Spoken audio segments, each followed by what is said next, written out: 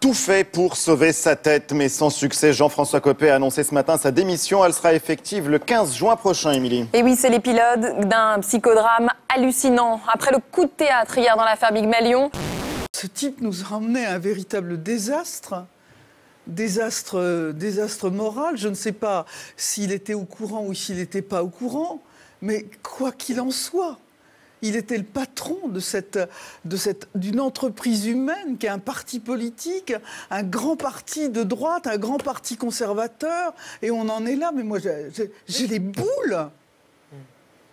T'as les larmes aux yeux, là. Mais oui.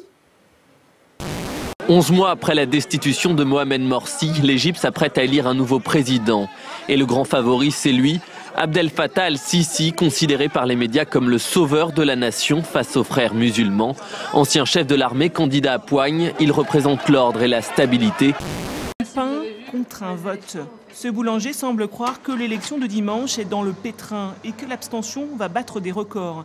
Il a donc décidé de mettre en place une opération citoyenne dans ses 6 boulangeries de Dole et de Dijon. Le taux d'absentéisme commence à percer les plafonds.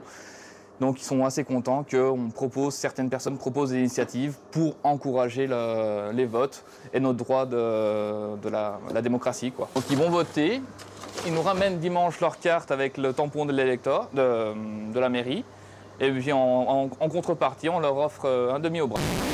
Aux abords de la ville de Sivas en Turquie, des cavaliers se sont rassemblés pour jouer au djirit, un sport équestre qui existe depuis des siècles et se pratique avec un javelot.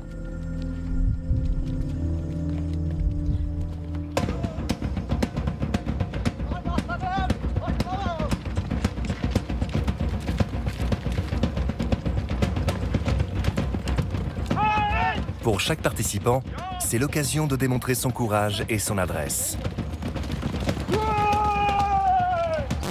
La menace planait depuis quelques jours. Cette fois, ça y est, à Calais, 3 campements de migrants ont été évacués ce matin par les forces de l'ordre.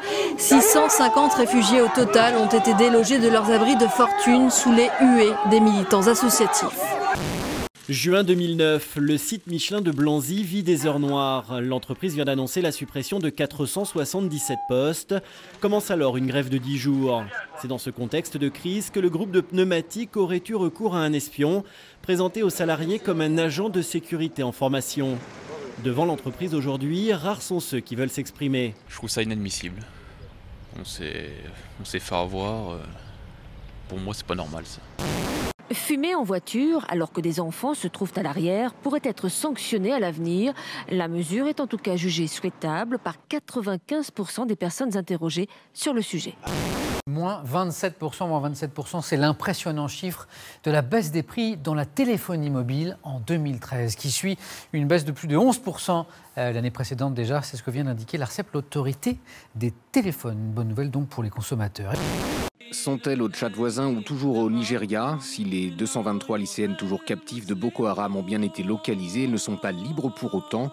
Hors de question, assure l'armée, de mener un assaut qui pourrait coûter la vie aux jeunes filles. Le président Goodluck Jonathan ayant par ailleurs affirmé qu'il n'échangerait pas de prisonniers contre les otages. Éteindre l'incendie en pleine mer. Le navire en flammes, un pétrolier nippon d'environ 80 mètres de long. Par chance, il venait de livrer sa cargaison au port de Himeji au Japon. Vers 9h30 heure locale, un marin a eu la bonne idée de décaper de la peinture avec une meule.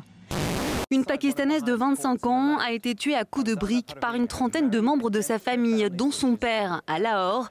La jeune femme s'était mariée avec l'homme qu'elle avait choisi et était enceinte de 3 mois.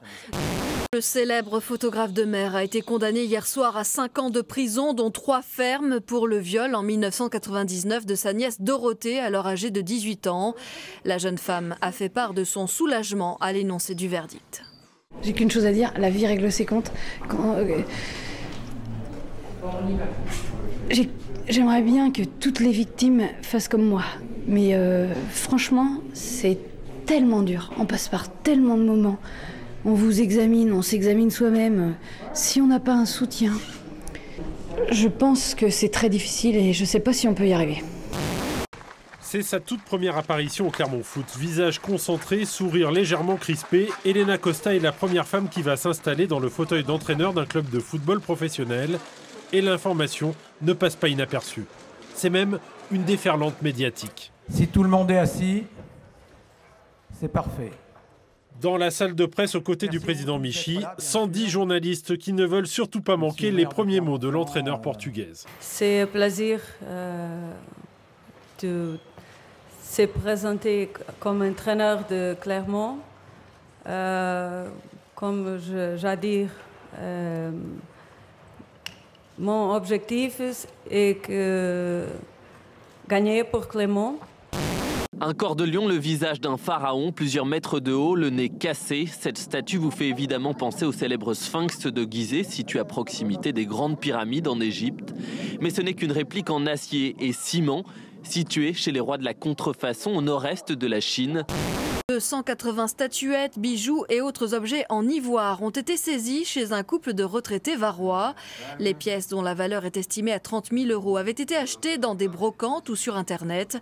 Un commerce illégal depuis près de 25 ans. C'est de l'ivoire, il n'y a pas de souci avec les stries là. Depuis 1990, le commerce de l'ivoire est totalement interdit, partout dans le monde.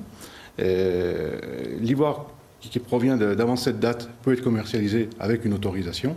Mais depuis 1990, effectivement, dans le cadre de la Convention de Washington et de la CITES, ce commerce est interdit. Il se présente comme un généreux donateur anonyme.